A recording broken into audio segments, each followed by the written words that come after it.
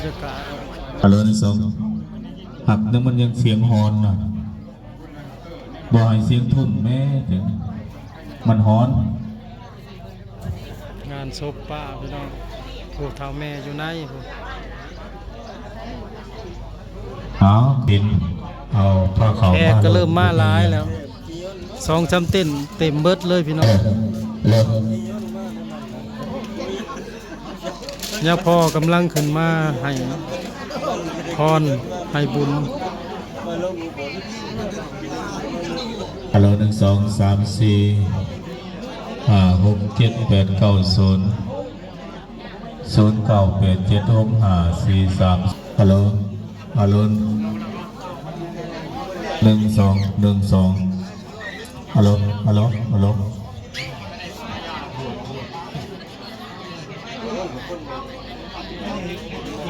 ย่อเขาให้แขก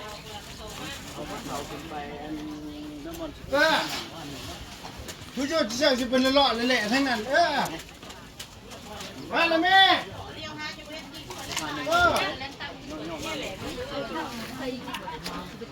เกินกันมาแล้วแม่แขกกับมาลายเลยพี่น้องสิควักเอาผู้นั้นผู้นั้นมาแม่แนวเด้อ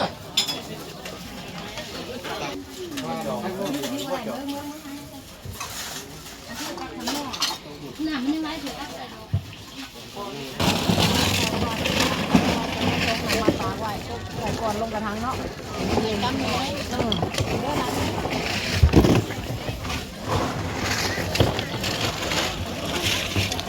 แขกลายเลยพี่น้อง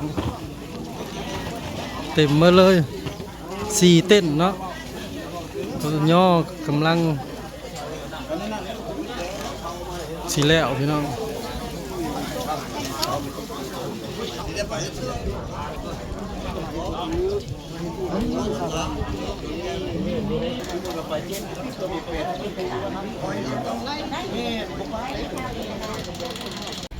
กำลังสีเคลื่อนศพเนาะ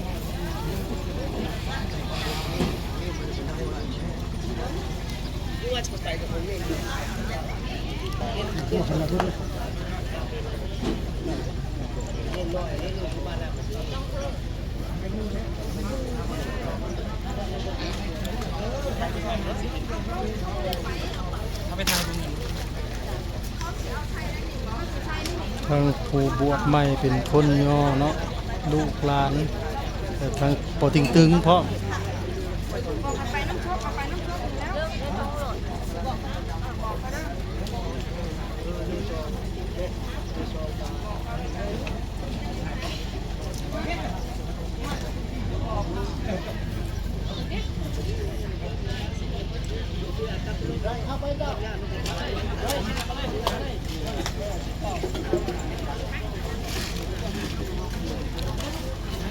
นี่ผู้บวชใหม่ไปลูก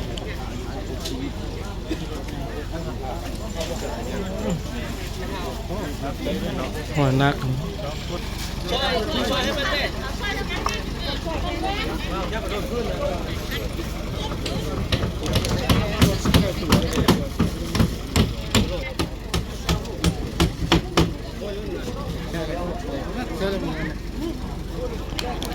สกุลเด้อ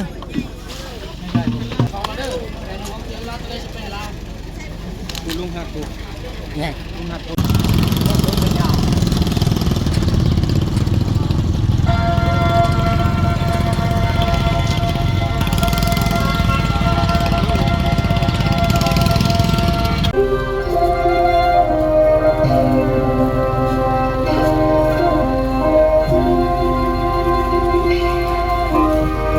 แม่ขาวบวชใหม่กับจัวบวช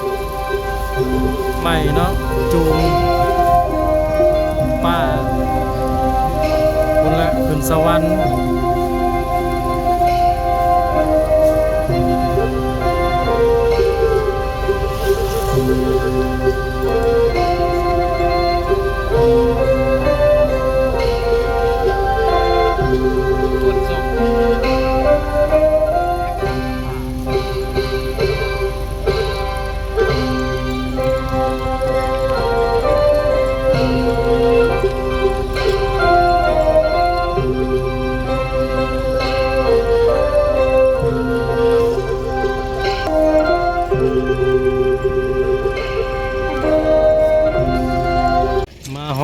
แล้วบ้านบอนอยู่ใหม่ของเพิ่นเนาะ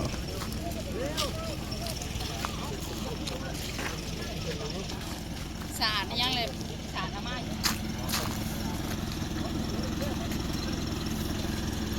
ก็เอาลงนั่นนี่เลยเนาะ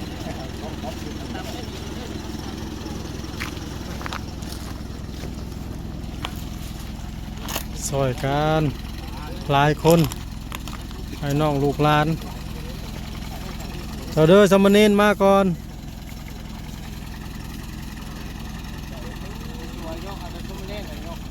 บวชล่าหนาไฟ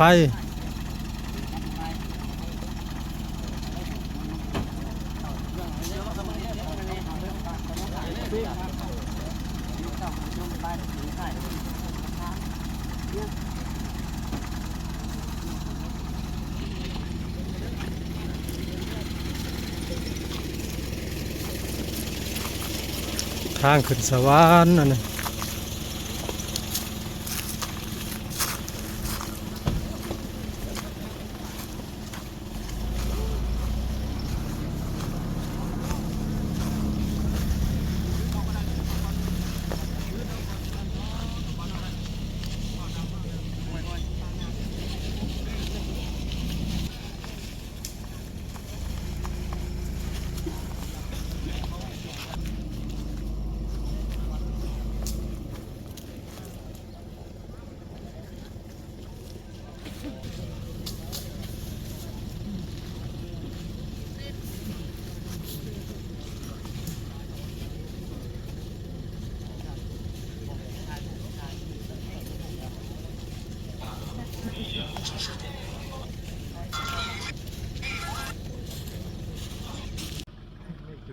วางเสีย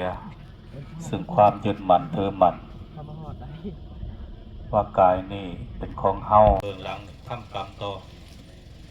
ทำบุญกรรมนะคือการกระทำว่าเป็นกรรมกรรมนะคือการกระทำแต่ว่าการกระทำของเฮาเนี่ยมันมีทั้งกรรมดีและกรรมชั่วส่วนหลายคนอื่นกรรมคือการกระทำเอาถ่ายรูปลูกหลานให้จงให้เน้น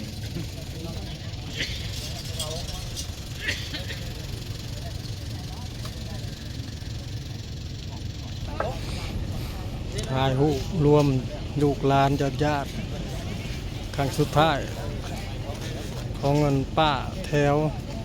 หรือว่าเป็นป้าทรายเนาะรวมญาติลูกหลาน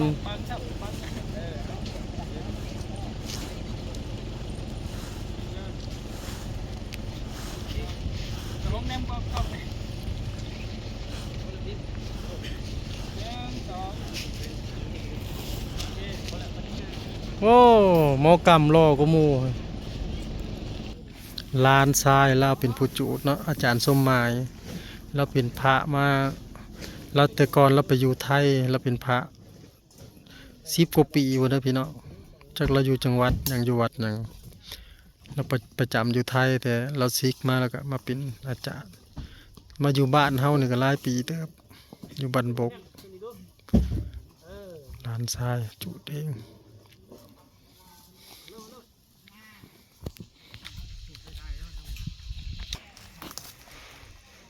บริการทั่วเมือง2-3 ตัวเมืองหีบทีมงานหีบทองโรงทองเนาะบ้านบก